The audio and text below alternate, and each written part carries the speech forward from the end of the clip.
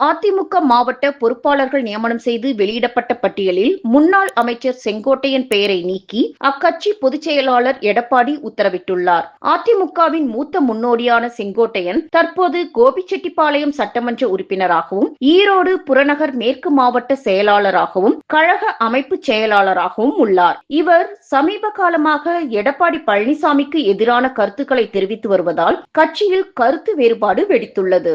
இந்த நிலையில் AIADMK booth committee அமைப்பது உள்ளிட்ட பணிகளை மேற்கொள்வது, விளையாட்டு வீரர்களை அதிகமாக சேர்ப்பது போன்ற பணிகளை மேற்கொள்வதற்காக மாவட்ட பொறுப்பாளர்கள் நியமனம் செய்து பட்டியல் வெளியிடப்பட்டுள்ளது.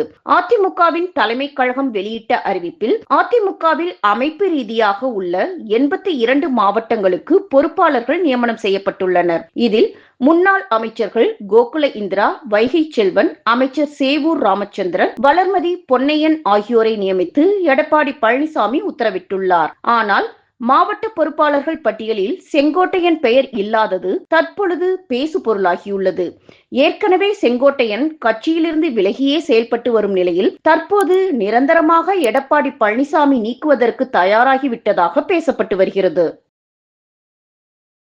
செய்திகளை உள்ளது உள்ளபடி தெரிந்து கொள்ள ரெஃப்ளெக்ட் நியூஸை சப்ஸ்கிரைப் பண்ணுங்க.